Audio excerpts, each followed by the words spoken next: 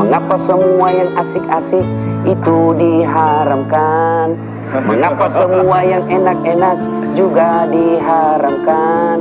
Jawabannya, ha ha ha ha ha ha.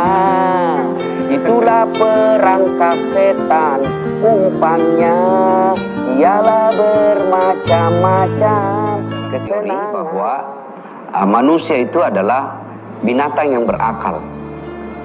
Jadi kita ini sebenarnya menurut ilmu sosial, kita adalah binatang. Bedanya kita binatang yang berakal.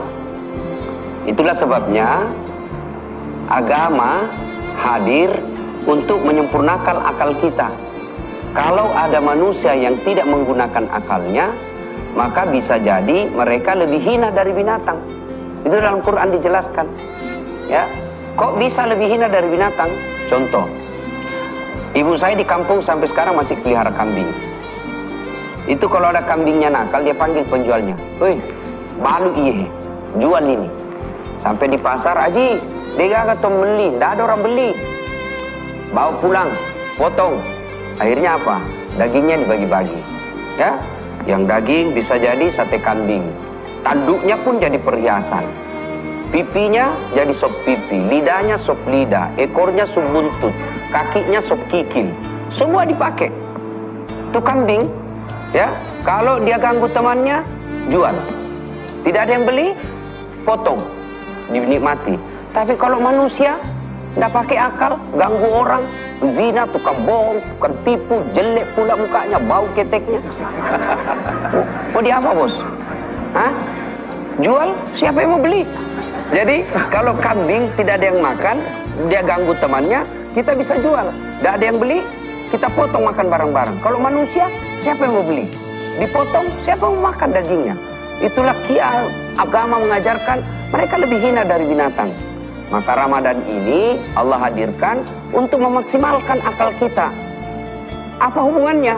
Tidakkah orang yang selalu banyak makannya itu melumpuhkan akal sehat kita? Bawaan ngantuk aja. Coba lihat saudara-saudara sekalian, penonton yang ada di rumah, bandingkan mana lebih jernih pikiran kita ketika kita dalam keadaan puasa dengan terlalu kenyang. Buktinya kalau selesai buka, kadang-kadang kita sebenarnya ini kalau buka puasa, kadang-kadang kita bukanya tidak manusiawi. Iya kan, balas dendam. Semua dia makan. Itu nafsu. Saya masih ingat ketika kalau mau buka puasa kan, semua kita mau ambil kue. Ini pisang hijau lah, jalan kote, semua kita mau makan. Tapi begitu masuk, 3 biji kurma, segelas air zam-zam, hilang semua nafsu itu. Itulah tadi yang mengumpul semua itu nafsu. Kemampuan setelah lewat di sini, rasanya hilang. Maka puasa hadir untuk menjernihkan akal kita.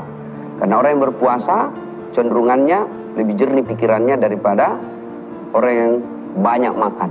Nah, bicara lagi dengan akal. Yang merusak akal kita itu kan khamar. Kenapa khamar diharamkan? Karena dia merusak akal pikiran kita. Sehingga lagunya Umar Rama kan mengatakan, mengapa minuman itu haram? Karena merusak kepikiran. Mengapa berzina juga haram? Karena itu cara binatang. Mengapa semua yang asik-asik itu diharamkan? Mengapa semua yang enak-enak juga diharamkan? Jawabannya, ha ha ha ha ha ha.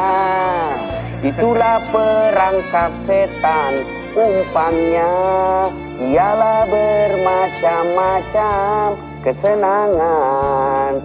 Dan Ramadan kesenangan semua itu bilang. Kita ganti dengan ibadah, kita ganti dengan ngaji. Itulah hebatnya lagu-lagu zaman dulu. Omar Rama punya. Sekarang lagunya anak-anak, pulang-pulangku berbadan dua.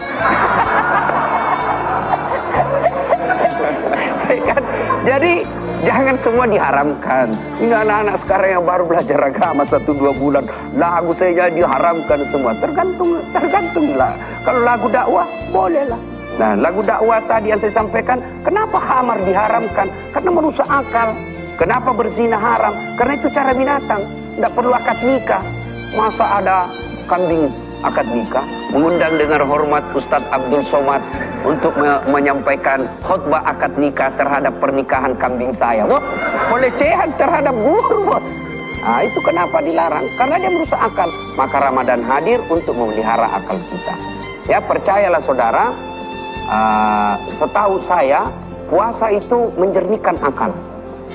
Dan saya rasakan, ketika saya mau ujian, saya ini boleh dikata hidup saya lebih dari separuh habis untuk kuliah, habis untuk belajar. Dan ketika saya mau ujian, misal bulan depan saya ujian, maka mulai itu 1 bulan sebelumnya saya sudah mulai puasa. Senin Kamis. Bukti lagi bahwa puasa itu menjernihkan akal juga. Kenapa orang kalau mau operasi disuruh puasa juga? Itulah.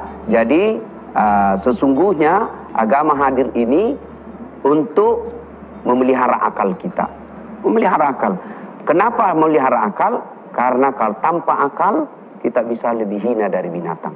Saya kira begitu.